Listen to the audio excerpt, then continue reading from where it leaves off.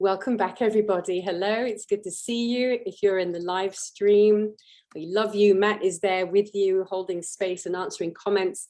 If you're joining us live in the free Sovereign Way group, drop an emoji or a heart up, or if you're watching the replay, let us know, drop us a comment so we know that you're there. And I've got a beautiful group of students here with me in the Oasis, and we are going to have a really extraordinary teaching today. We're actually, we've been building the Sovereign Way over the course of the last 4 weeks. We've gone from remembering to recognizing to releasing through expansion, and now we're dealing with genius. You know, there's a lot of unreasonable arguments in society today, and we get thrown into it, embroiled, impassioned in discussion, and we lose sight of the importance of reasoning. Reasoning suffers perhaps from a little bit of a poor reputation in the world of spiritual practice, but it is in fact a noble craft. Reasoning is our highest intellectual faculty, and it's one of those lovely, lovely things that makes us human.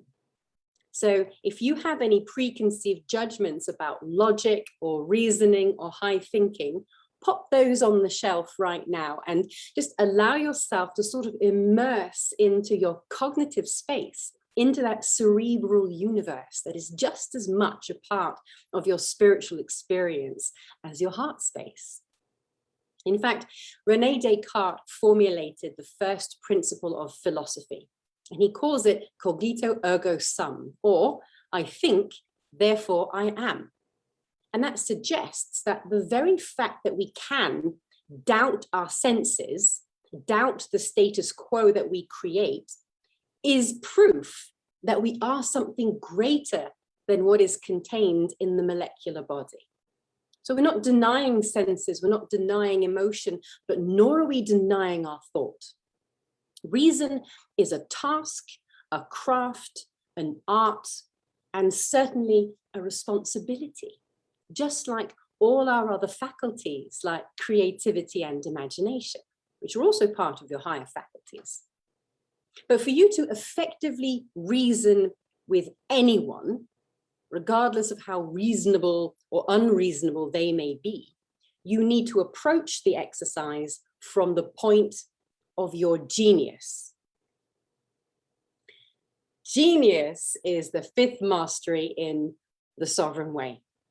And true genius has nothing to do with your IQ. It is the ability to understand, synthesize, and formulate whatever you need to in the moment. Write that down. Understand, synthesize, and formulate whatever you need to in the moment. Imagine if you could do this. Imagine being sovereign in your mental world. Imagine being a divine orchestra conductor and the delighted spectator at the same time. Imagine the ability to quickly compose marvelous solutions to the challenges of your life and at the same time revel in your enjoyment of their unfolding. Imagine being able to liberate your thoughts from the boundaries of what you know and see the horizons broaden, to bend your perspective on things, to gain creative power, and your identity then becomes much more malleable, which means that you can become all things that were previously hidden from you, hidden from view, out of reach. You become peaceful and restful and safe, and you begin formulating your true knowing, and others can then experience your gift. You see, formulating your true knowing is what prophecy is. And prophecy is always about delivering truth into a field where that truth doesn't yet exist. So others can experience your gift, they can experience your magic, they can experience the service that you've been ordained to and assigned to deliver when you know how to access your genius. That's genius, right? To understand and synthesize and formulate what you need to when you need to. And that's how you best approach the shared space of collective thought, which means that's the only way to reason with fools. You live in a world full of fools, and you're going to be required to reason with them from time to time. So in the sovereign way, we train in the mastery of metacognition. We form robust frameworks for creative, loving thoughts. We form robust frameworks for aligning with ideal outcomes, formulating ideal outcomes. We practice specifically 4 ways of focused applied thought, which is just another way of saying precision prayer. And we master authentic formulation and unique expression. These are all parts of being sovereign in the world. And here are the outcomes. Here are the outcomes of genius. Number 1, you have greater mastery of mind. Number 2, you're able to disengage negative thoughts, to develop your thinking process and your capacity, and to simplify your decision making. Number 3, you'll be able to focus creative, loving thought into enhancing life for yourself and others. That means you've separated yourself from rumination, which is that whizzing around of the same old conversation over again. And instead your thoughts are now directed into enhancing life for yourself and others.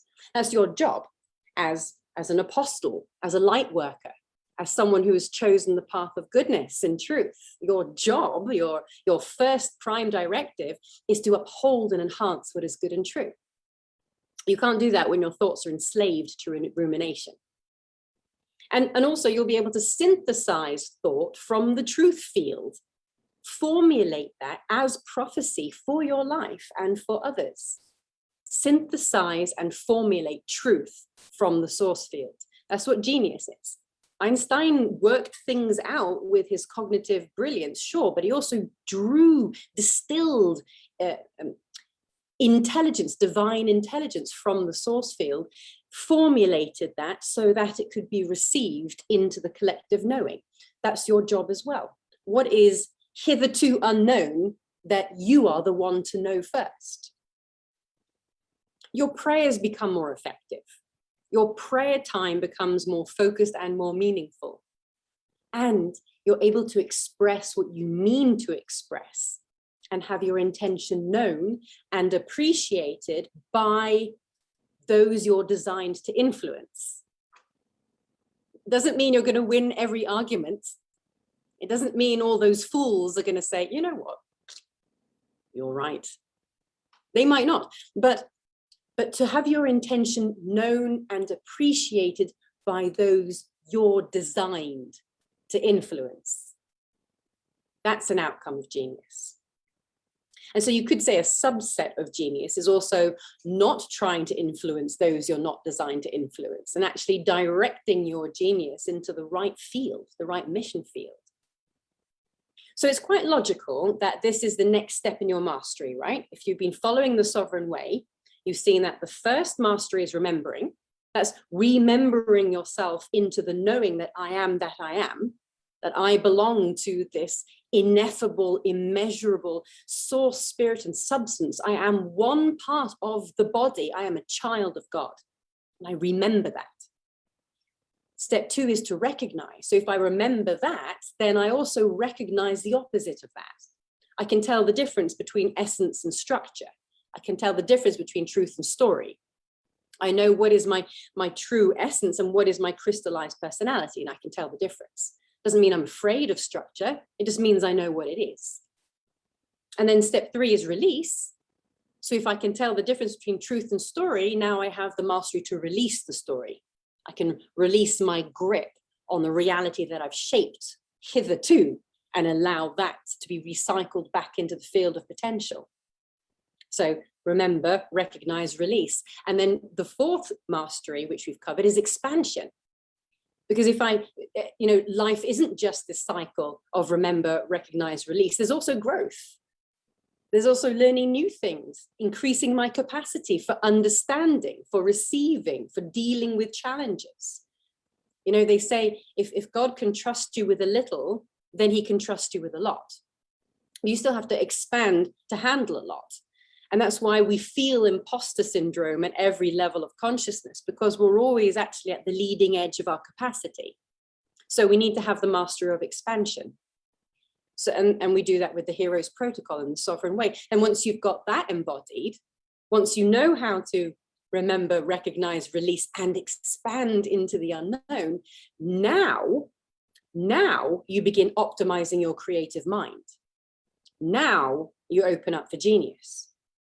You see, you can become accustomed to rapid expansion and quantum leaps. And when you do that, like when you learn to expand rapidly and quantum leap from one reality to the next, you actually liberate a lot of energy that previously you've been using to try and figure things out. So now you've got all this extra energy, or this extra creative energy, or life force, or chi, that you can use to begin sharpening your faculties. So now it's time to form mental frameworks for creative and benevolent thought, to make tremendous space for understanding and creative ability. Think about that. You cannot increase your capacity for divine understanding unless you condition your mind. You can't lift great big boulders and stones unless you condition your muscles. Same thing. So when you get to this point, when you begin to release all this extra mental energy, you experience this wonderful mental liberation and you become a genius. So I'm going to highlight, wait a minute, before I go on, do you remember what genius is? What is the definition of genius that we're working with? It's the ability to understand, synthesize, and formulate. Very good, very good. I see many of you got that. Wonderful. So now you're a genius. You can understand, synthesize, and formulate things. I'm going to give you a distinction here. I'm going to distinguish between genius state and genius zone. Ready? You can write these down if you like. Genius state is a natural part of you. You always have a genius state. Your awareness, your conscious awareness is either near your genius state or it's not near your genius state. But nobody's not a genius. Nobody doesn't have the potential for genius. But when you're in this state, thoughts flow gracefully with loving and creative power. You understand what you need to understand. You conjure imaginative ideas and possibilities. You learn through wonder and awe, not necessarily struggle and suffering. You process knowledge quickly and purposefully, and you know what to do, and you do it with grace and with excellence. And your mind is open to receiving the rewards. Notice that there's no mention here of human standards. It's all about you and your unique relationship with God. Now, you know this state, right? You know the genius state. You've often accessed it in your genius zone. So there's the distinction. The genius state is a natural part of you. The genius zone is a construction. That's a particular set of coordinates of natural talent and practiced skill, circumstance, weather conditions, subjective attention. And it's very easy for you to access that genius state when you're in your genius zone. Now, for one person, it might be sitting at the computer with a cup of coffee and a cool strategy to write. For someone else, it might be building engines. Someone else might be in their genius zone when they're speaking on stage about their personal overcoming. Or perhaps for someone else, it's when you're speaking to the flowers in your garden. It's that place where you are completely you. But we're not always in our genius zone, are we? Life is very unpredictable. Let's say a policy change is made in central government, and suddenly we find ourselves galaxies away from any semblance of zone, comfort or genius or otherwise. And the moment we step away from our point of awesome, we're at danger of submitting our sovereignty of mind, and the result then is mental anguish. Calm is replaced by chaos. Meditation is replaced by anxious rumination. Wonder and gratitude become worry and analysis. Allowing becomes resistance. Clarity becomes confusion. Suddenly we can't make sense of things, and things feel hollow and pointless. And it all takes an enormous amount of energy to balance it all out again. But do you see that your sovereignty of mind, your sovereign genius mind, needn't depend on any external circumstances? Yes, everyone agrees with that. So whatever policy change occurs in central government, or whatever some people with placards say outside whatever building it is that you're in, none of these things need to affect your ability to access genius state. But it happens, we're toppled out of our sovereignty. It can happen at any time, no matter where you are in your journey. It's part of life. So the mastery of genius, the reason we don't just say in the sovereign way that you should just be a genius, but why we say it's a mastery is because it's the craft of bringing yourself into genius state, no matter where you are in relation to the zone. So it's a mastery you need for your whole life. Every one of the 8 masteries in the sovereign way are lifelong masteries that you need. This isn't about establishing a state of enlightenment and holding it in cosmic bliss forever. It's about living your real life on the floor, on the front line. So if you have a simple and solid framework for benevolent creative thought, then you always have a way to recover and to quickly arrive back into calm clarity. So you've written this down. I'm going to say it again though. True genius is the ability to understand, synthesize, and formulate what you need to know in the moment, which has nothing to do with your IQ and everything to do with how you do thinking. Write this down. Metacognition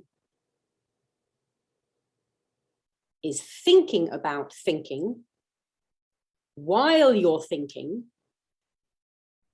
in order to make your thinking better.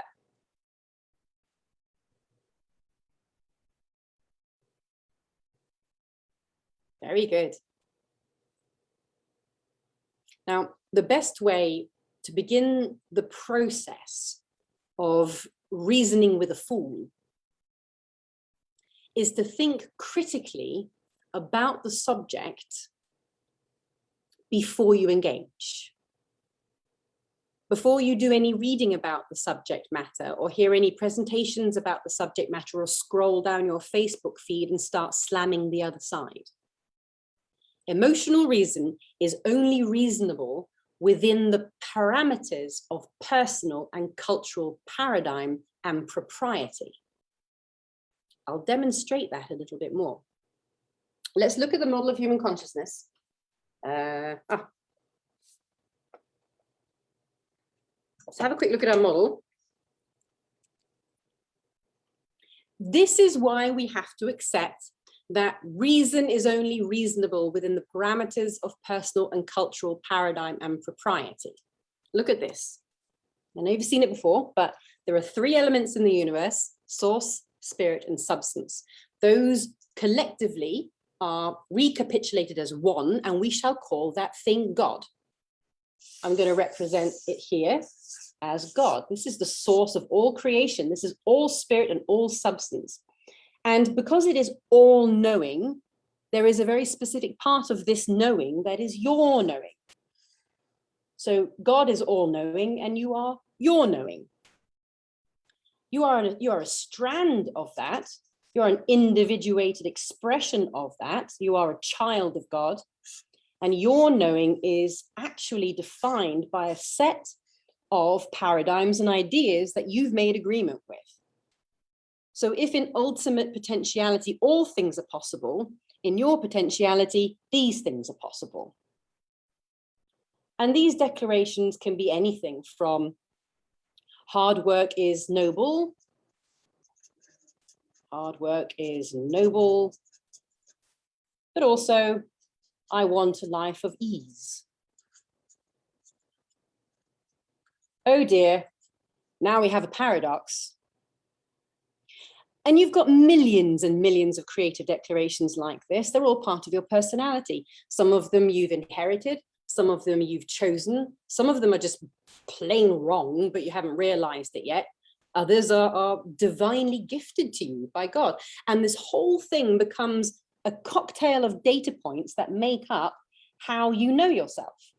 And creative spirit, this is life force, or we could call it Holy Spirit, or we could call it chi, You can call it prana, but it is the aspect of God that creates. It's always moving through that framework, projecting as your energy field, which is heart wave, mind wave, electromagnetic output, your aura, essentially, your vibrational footprint, and life arranges itself according to these creative declarations. So you have a mixed bag that you're experiencing in your fourth dimensional reality.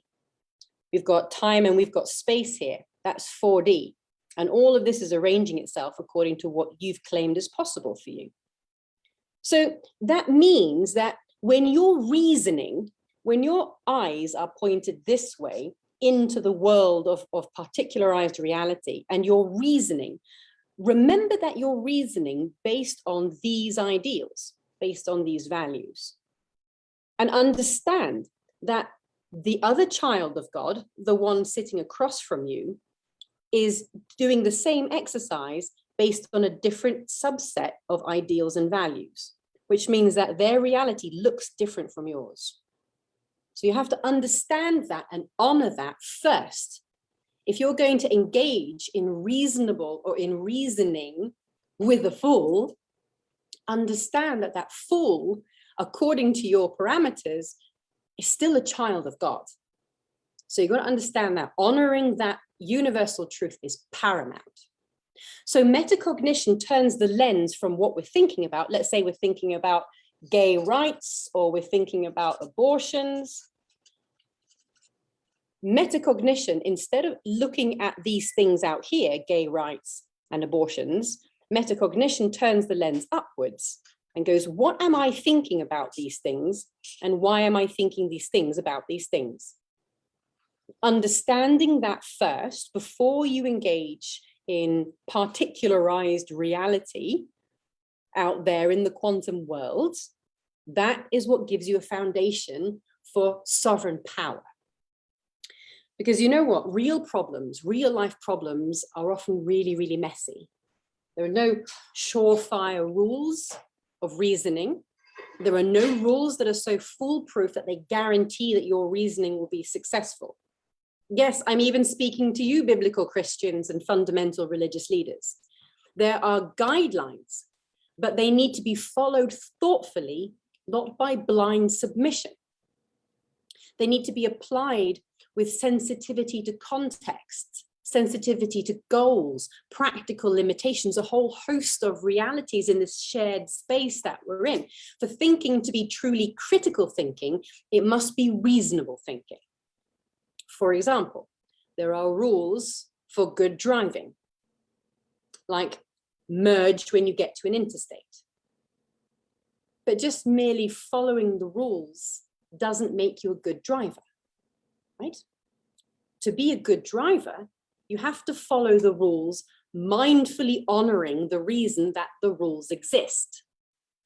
So the purpose of merging on an interstate is to allow traffic to flow more smoothly. It's to reduce collisions. It's to keep people safe. Weather and traffic conditions affect how you should merge and so on. So merge on the interstate because it says so in my driver's handbook is not enough to make you a good driver. And if you argue with someone from your existing set of conditions, that is not enough to make you a genius. Yes? But you know, we long for surefire, step-by-step procedures. And the more personally important or threatening a situation is, the more we want foolproof rules to follow. But there are no rules that guarantee that our thinking will be correct, because we're using our reasoning to evaluate those rules. I'm going to shine a light on something really big that happened here in the United States this week, where the Supreme Court overturned a policy called Roe versus Wade that protects women's rights to terminate pregnancy. And that means that women no longer have a constitutional right to choose an abortion. This protection is no longer held at a federal level. It's deferred to state level jurisdiction, which puts sovereignty into the democratic process. That means that states decide, so people need to congregate into shared cultural consensus and vote together based on ideals and values. Now, this is an incredibly divisive topic. Nobody has lukewarm feelings about this. And once again, the country is split. On the one hand, people want to protect the lives of unborn children, babies miraculously and wonderfully woven together in the womb, yet to take their first breath. You see, you can weave any argument as poetically as you like.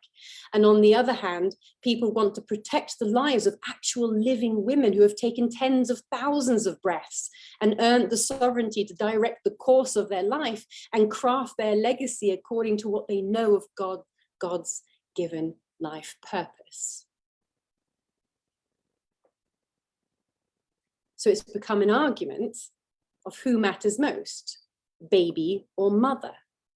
And very often when it comes to argument where we have no surefire way of establishing whose values matter the most or are the truest values, it falls on who can craft the most beautifully formulated argument. But it's not that simple. For example, you might have conflicting ideals. In fact, I guarantee you that you have conflicting ideals. Let's say you stand for decentralization of government and sovereignty for the people, but not when it comes to one of your values that you think should be crystallized in federal law. Protect my right to abortion. Protect my right to carry a machine gun. And then decentralize everything that hasn't got to do with my values. I'll tell you that your thinking is too superficial or too narrow when you oversimplify things.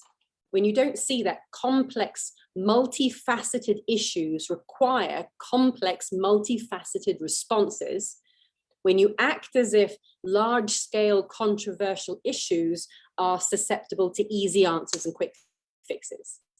If you're approaching the complexity of a shared universe with 7 billion versions of what is right and true, and you're approaching that as if there is one solid resolution, then the chances are that you're crystallized in your ideology, and that means you're worshipping a false idol. Because that means that you are looking at what is already formed and manifest as true. You're not looking at what is becoming as true. But don't worry, because remember, genius is your ability to understand, synthesize, and formulate what you need to in the moment. It means that you don't need to have the solution to all of the everything. You just need to know your role. So let's look at that in turn. Step number 1, understand. You cannot understand or arrive at a true understanding about your role in relation to the matter unless you first know what your foundational values are. This is something that we define in the first mastery in the sovereign way. Remember, because your set of values is unique to you.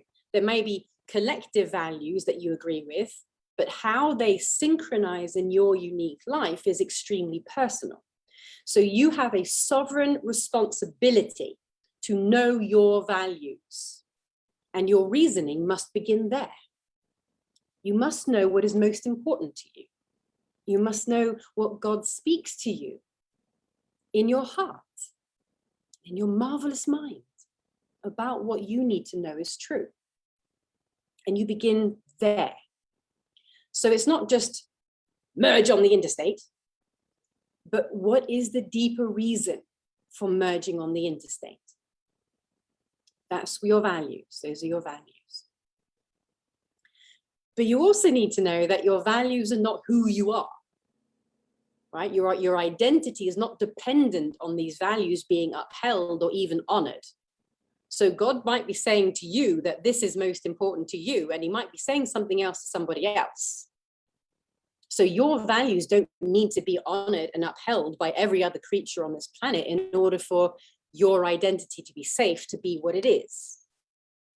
I had a boyfriend, before I met Matt, my lovely husband, I had a boyfriend at college who loved being right.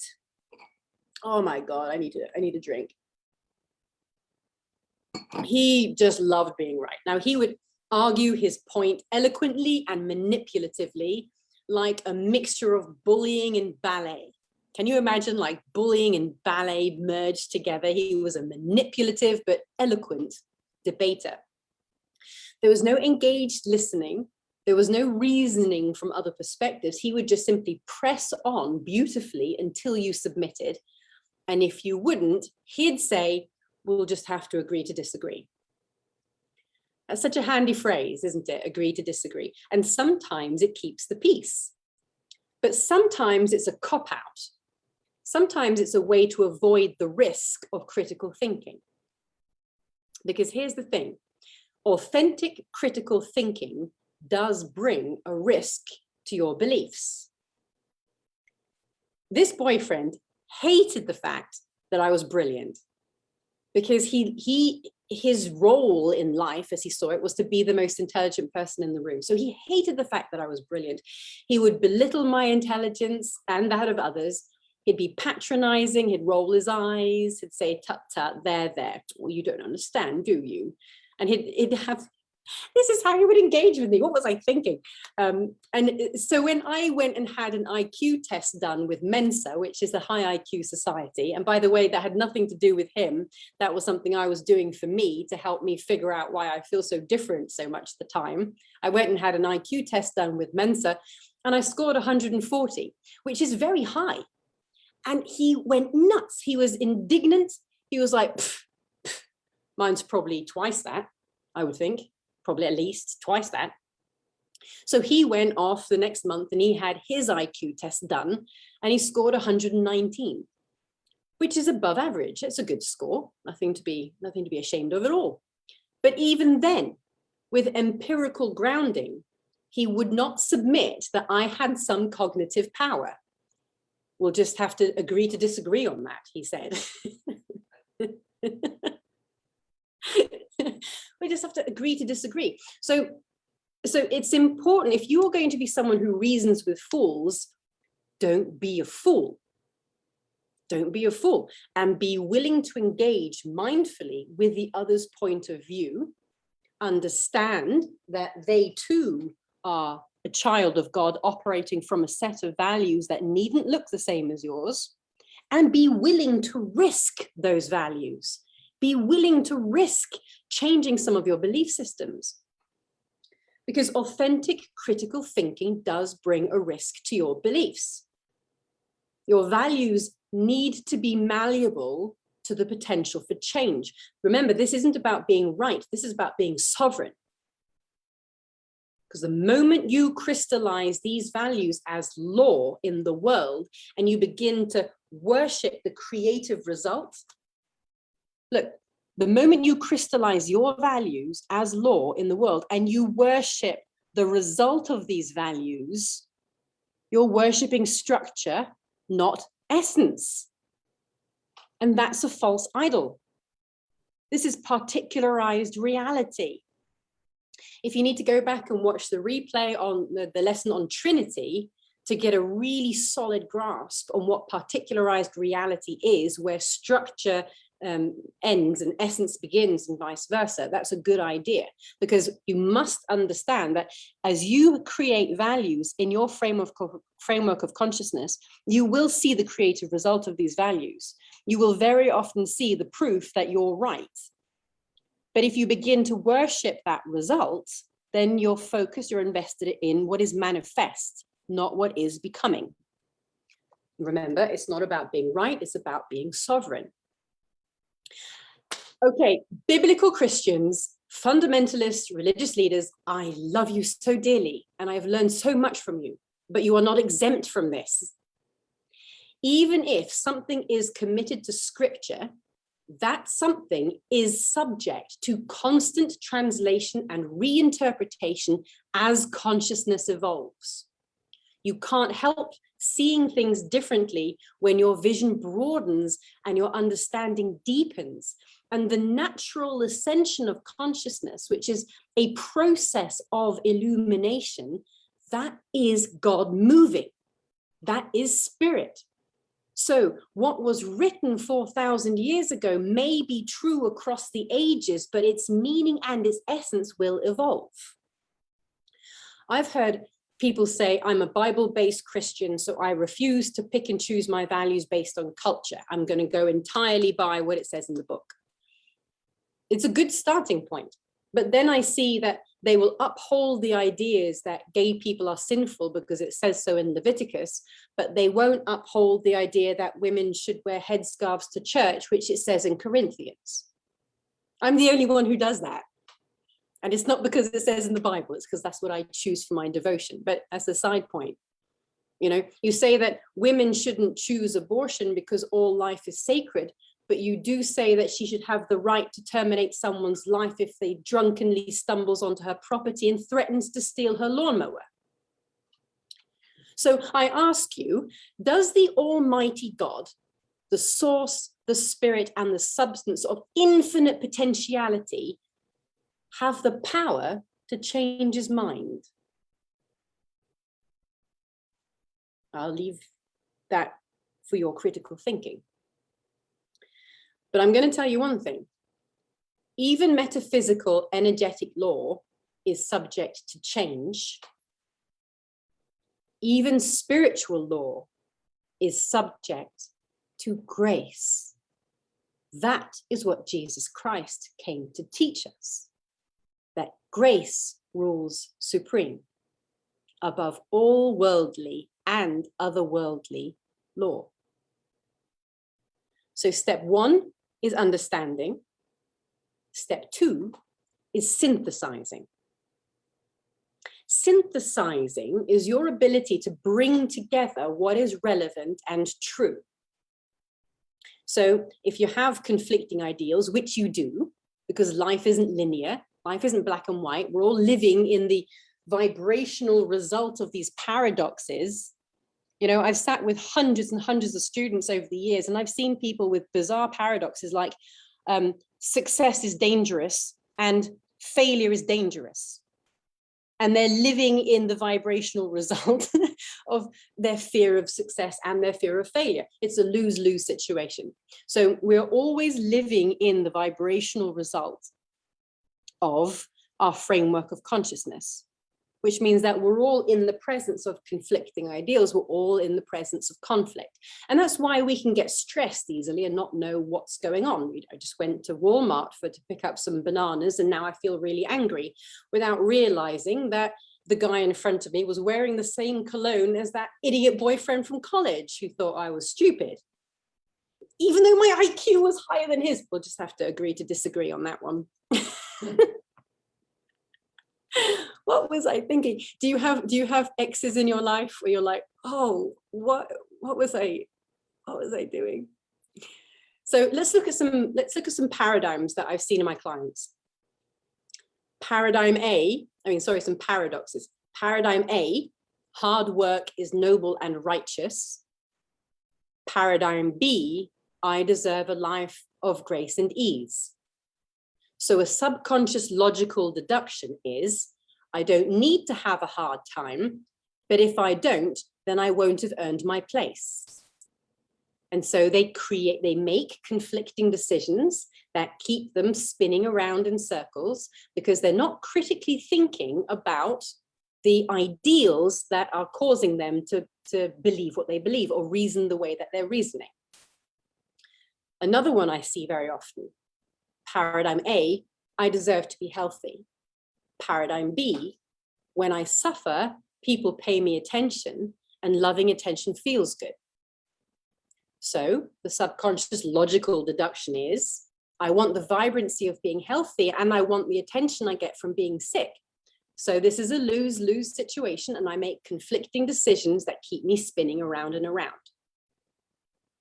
Like I said, these are real examples from clients that I've helped to liberate and empower through the Sovereign Way.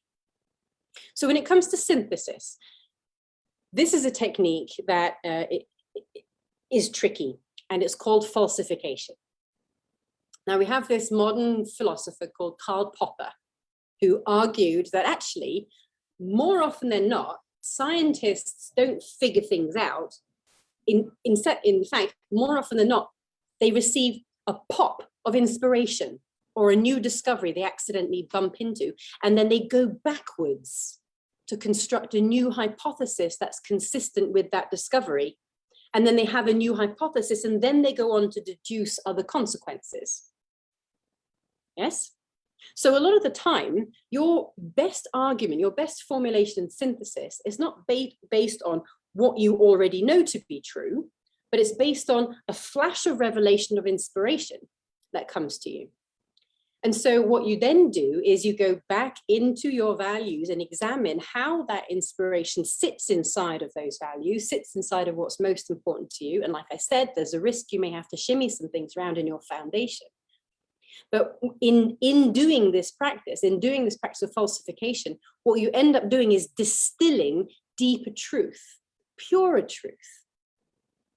Now, if any of your existing values turn out to be false in relation to what you now know, then the theory has to be modified or abandoned. That's as part of the scientific process. So the emphasis then in your genius is not necessarily on verification, on verifying your values, but on falsifying your values. This is a big part of how modern science works. So when it comes to synthesis, what is really true and how does it all fit together in my cauldron of ideals? Falsification is a useful practice because it challenges our paradigms and it protects us from blind faith, which is extremely dangerous. Blind faith is extremely dangerous. Because remember, you are approaching the thing that you are blindly believing in from inside your cauldron of existing ideals. On a grand scale, think about the deification of Adolf Hitler. On a humorous scale, think about panic buying toilet paper as a valid response to the outbreak of a pandemic.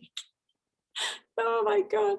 I remember when COVID first came out, we went to the supermarket, all the toilet paper was gone, all the white bread was gone, and all the processed meat was gone. But there were loads of vegetables and fruit and maybe it tells you something about the consciousness of the ones who respond that way. Like I said, we live in a world of fools. But that's on a comic level. But in a microcosmic level, blind faith in your senses, blind faith in your ideals keeps you imprisoned in that third dimensional experience, locked in repeating patterns, like those poor clients who couldn't choose between hard work is noble and righteous and I want a life of grace and ease. But falsification takes a lot of courage, doesn't it? Because it means releasing the rules that have defined your experience and your identity. It means releasing the rules that have validated your being and given you a purpose and a belonging. But it frees you from the enslavement of the lazy mind, and it opens you up to allowing the natural expansion of the universe to work through you. Now, the key here is that with falsification, the theory must be abandoned, right? That's part of the scientific process. Although we don't always do that, we do still teach Euclidean geometry in schools, even though we know that it's false because it sort of kind of works. So we don't always abandon the theory, but for when it comes to synthesis and distilling of truth, the point is that you abandon the ideals, the thoughts, the feelings that aren't relevant to what you're wanting to express, which is always based on your values, based on your true values. So if you're part of the Oasis, on Friday, I'm teaching a really amazing tool called the Logic Tool. It's a chart that is used to logically falsify negative and limiting frameworks, and it helps you to abandon those. It's actually an alchemy tool as well as it is a metacognitive tool, because we're using quantum agreement and energy work at the same time as we're changing neuro pathways. So it's really, really powerful tool. So if you're in the Oasis, join us on Friday for that, or you can access the replay in the library. But here's the thing, you know, my boyfriend had always prided himself on being the most intelligent person in the room. And although it might seem really silly to an outsider, that was his identity. You know, so we're talking about death here. So what examination are you avoiding because you might die? What synthesis and falsification are you avoiding engaging with because you might die from it? If you're going to be a sovereign thinker and you're going to be courageous enough to reason with any fool, then you also have to be vulnerable to death, to the death of an identity. That's how you grow. That's how you become. This is how generations after generations continue to play out the fate that's prescribed to them. You just have to look at the Old Testament and see how Israel engages with God, engages with the wrath of God. The wrath, of course, being the ever creative power. It never stops creating just because you've got a bad day. It doesn't stop creating. That's why they refer to it as the wrath of God. And you can see how Israel, over generations and generations and generations, we are the slaves, we are the abused, we are the persecuted, we are, you know, and it's not just them either, it's all kinds of consciousness. What's it like in America? We are the controllers, we are the superiors. Or what about in your community? We are the diseased, we are the overweight ones. Or in your family, we're the sensible ones. We have the correct political outlook. We know the best way to read and interpret this biblical passage, etc. So falsifying these paradigms can feel like a betrayal for the familial, cultural identities that have defined us so far. So do it with compassion, do it with love, and do it with honor, honoring your mother and father, honoring the lineage and the heritage that led you to become who you are today. So step one is understand, step two is synthesize, and step three is, who knows, who remembers, formulate. That's right, formulate. If you can understand and synthesize and formulate whatever it is you need to in the moment, then you're a genius. So that means to express logically and cohesively. You know, you mustn't try to do this by thinking, what's the answer to the question? You must do this by thinking first, what is the question asking? What does it call for? What do I have to know in order to answer it? And you've done that in step one in the understanding, right? It's not merge on the interstate, it's why do we merge on the interstate? Right? It's not all life is sacred, is why is all life sacred? And what life is sacred and what is sacred? So you've done all that in the step of understanding, you've distilled it down in the step of synthesis, and now you need to answer it, now you need to formulate. Now before you do, know what your love language is. How do you best express? Because you don't have to go to battle with placards and pitchforks if you're designed for poetry. And you don't have to choreograph an interpretive dance if your best formulation is in a calm chat over a cup of tea. Right? So know what your calling is, know what your love language is, and formulate your argument through there. Because if, I mean, there I was trying to argue with my ex-boyfriend. I was never going to win because of his manipulative and eloquent ballet bullying. So what is your love language? How do you best express? If you're a writer, write letters. If you're an orator, speak. If you're a dancer, dance. Know what your love language is.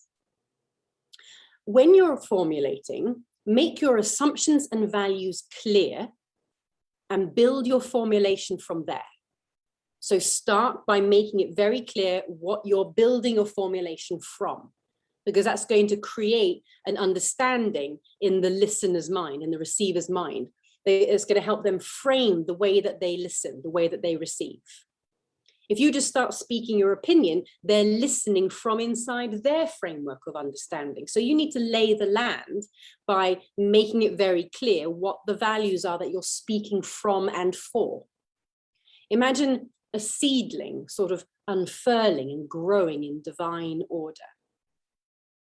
Don't be afraid of logic, just understand what your logic rests on and actively listen for what the other's logic is resting on. Don't be like my ex-boyfriend, only listening for ways to destroy the other's arguments. That's called the strawman fallacy. You can write that down if you like. The strawman fallacy is when you're listening for ways to make the other weak, and then you go for that point and you win that way. If you do that, you are losing credibility as a sovereign thinker. This is not a sovereign way of being. This is a manipulative way of being. So that means that you're working from structure, not from essence, not from life force. Yesterday, I read a social media argument. Why do I do these things? I read a social media argument, and there was this, and they're talking about what's happened in central government here with the Roe versus Wade being overturned. And one woman was arguing that banning abortion outright is too simplistic. We need a multifaceted solution to supporting women who are experiencing unwanted pregnancy. She raised the question, what about reversible vasectomies for teenage boys? Could that be a part of the solution? And her opponent reduced that argument down to, oh, so you want to kill babies and castrate our little boys? In that formulation, that is a very unreasonable stance. That's the strawman fallacy. So this person took a complex argument based on values and ideals that probably had nothing to do with the other, and reduced it to something that can be very easily dismantled. Nobody wants to kill babies and castrate little boys. So if you're going to practice that, if you're listening for ways to reduce the other person's argument so that you can shoot it down, that's the strawman fallacy, and you will lose credibility as a sovereign thinker, because you're demonstrating either that you don't really understand the opposing point of view, or that you don't care enough to address it properly. So remember that your formulation should honor the richness of diverse possibilities, but it must be built from your understanding of your true values. Right, so understanding, synthesizing, formulating. You develop these things and do these things well, and you are a genius. It means that you are able to distill truth from the source fields, synthesize it down into a linear understanding, and formulate it in such a way that it lands in the hearts of those you are ordained to influence. It doesn't mean, like I said, that everyone's gonna fall down at your feet and worship what you stand for, because that's not what you want either. You want everyone to be sovereign in their understanding. But it does mean that you have a genius capacity for engaging mindfully, truthfully, and in a sovereign way with all manner of arguments, no matter how complex. It means that you're not toppled off your sovereignty when things get heated in a shared arena. And it means that you always know how to stay true to what matters most to you. So that was a really rich and quick fire teaching. I have so much more to teach you on this. I have so much more to help you develop, but can't do that today at all. But I would love to help you develop this craft further. In the Sovereign Way, we explore quantum cognition, the art of meta thinking, and we specifically dive into 4 methods for intuitive high thought, creative design, and liberation from mental slavery. We cultivate the ways of focused applied thinking inspired by the mystic thinkers, St. Augustine, St. Francis, St. Ignatius, and St. Thomas. And we practiced the discipline of a sharpened mind. So if you want to deepen this mastery, you're going to learn how to think right, how to change neural pathways, how to enhance your cognitive processes, and how to soak in prosperity, how to let your creative cerebral work just be soaked with grace and with mercy. Like I said, on Friday, I'm going to be teaching the logic tool. So if you're in the Oasis, come on Friday or check in with the library afterwards and you can rewatch that learning. And for those of you on the live stream, thank you so much for joining. I hope you've been engaging in the comments. If not, please do write your questions down and we'll address them. And otherwise, now I'm gonna shut off the live stream and open the floor for the people here in the Oasis, and we're gonna have a really great community. So thank you everyone for joining. Have a blessed week. Love you all. Be geniuses.